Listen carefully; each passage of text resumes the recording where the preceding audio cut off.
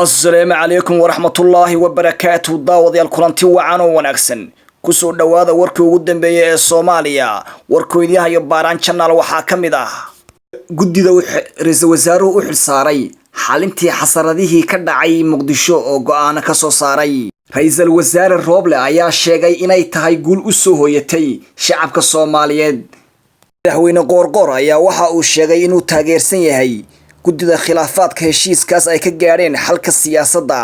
haddaba daawade intaanaan u guda gelin warkeen oo fidsan waxa ka codsanana haddaad nagu cusub tahay inaad subscribe share iyo like asxaabtada kalena la sii wadaagtid warkii oo fidsan daba aynu ku bilownay gudida khilaafaadka xasradihii ka dhashay magaalada Muqdisho loo xil saaray ayaa waxay soo saareen 10 qodob oo kala ah in ay xal waara ka keenaan arrimihii ka dhacay magaalada Muqdisho iyo sidii loo soo celin lahaa amniga magaalada Muqdisho loogana saari lahaa saameyntii ka dhalatay marka qodobadii guddigu uu xalka ku soo aruuriyay ra'iisul wasaaruhuna la qaatay ayaan doonayaa halkan inaan idin kaga akhriyo qodobka koowaad qodobada ay soo saareen guddigu waxa uu leeyahay kow in dhammaan ciidamada ku yimid xasaradihii ka dhacay magaalada Muqdisho dib loogu celiyo goobihii ay ka yimaadeen lagana saaro magaalada muddo 48 saac gudahooda oo ka bilaabanaysa 5 bisha shanaad 2021 oo ah maanta qodobka labaad in aanay xuquuqda ciidamadaas wax saameyn ah ku yeelanin sida mushaarka darajooyinka iyo xilalka loona raacan wax ku saabsan qalalaasii ka dhacay magaalada Muqdisho qodobka saddexaad in si gooni ah loo xalliyo saraakiisha leh duruufaha gaarka ah sida darajooyinka mushaaraadka iyo xuquuqda kale ee ciidan afar in kalsooni laga dhex abuuro hay-adaha amniga iyo siyaasiyiinta qaba tabashooyinka amni shan in ra'iisul wasaaraha xukuumadda Soomaaliya uu wareegto soo saaro uu ku farayo taliyaasha ciidamada qalabka sida ee in aanay ku milmin arrimaha siyaasadda b in aanay bixin amaro ay ka dhalan karto khalalaase amni iyo mid siyaasadeed lix in la magacaabo guddi khubaro ah ciidan ah oo kala taliya ra'iisul wasaaraha dib u habaynta ciidamada qaranka toddobo in aan ciidamada qalabka sida loo adeegsan arrimo siyaasadeed faragelinna lagu sameyn sideed in dhammaan dhinacyadu ay joojiyaan ficilada iyo hadallada abuuri kara colaadda iyo nacaybka sagaal in la soo celiyo gaadiidka iyo hubka gaarka loo leeyahay ee lagu kala qaatay dagaaladii ka dhacay magaalada Muqdisho lana soo daayo dadkii loo xiray toban fulinta qorshahan waxaa mas'uul ka ah ra'iisul wasaaraha iyo xukuumaddiisa daawade ra'iisul wasaaraha dalka Soomaaliya Maxamed Xuseen Roble ayaa waxa uu sheegay in 10 qodob ay soo saareen guddidu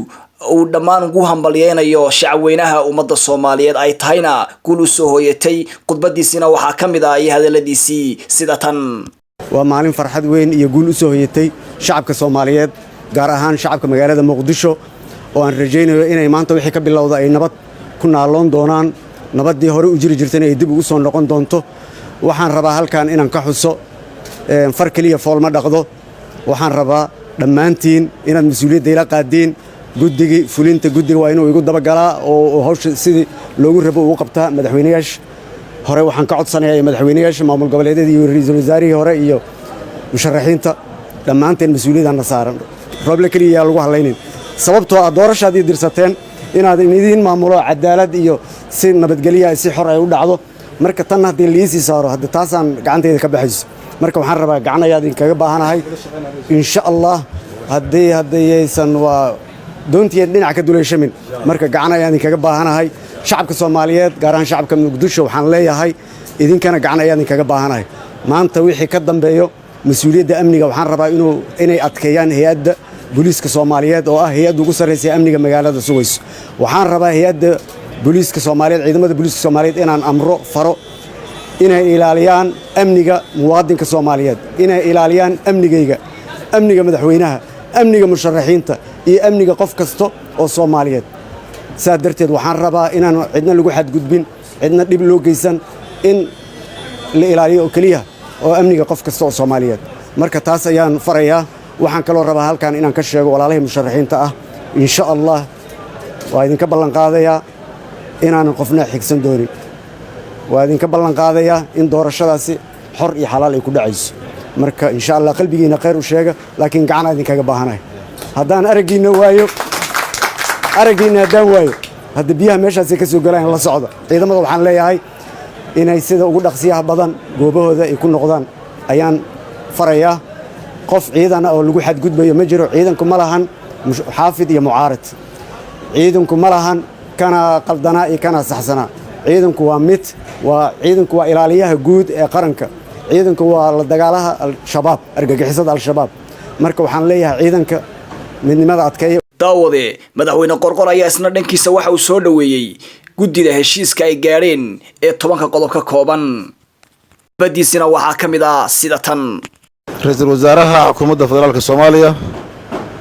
madaxweynayaashii hore madaxweynaha Hirshabeelle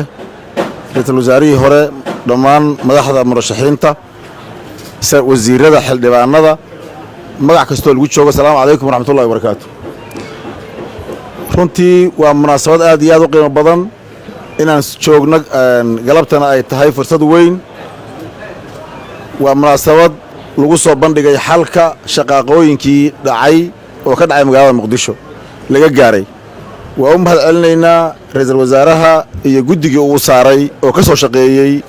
oo ka soo gaaray xalka ka keenay waa bogaadinaynaa xalka la gaaray oo runtii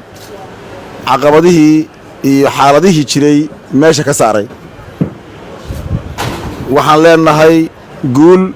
la gaaray weeye hore aan u soconno hore socod wanaagsan doorasho xalaal ah iyo waddankoo ay saas uga dhammaatay wixii caqabado iyo cillado soo laabtay waxaan leenahay ra'iisul wasaare kugu hambalyeynaa waana kugu garab taagannahay habsami socodka howlaha dhimanna Allah kugu guuleeyo murashaxiintiina waa oo madaxweyne xasan u hadlayna waa ku ballan qaadeen garabkooda annagoo horaan kugu garab taagnayn Soomaalina ku garab taagan tahay guushaas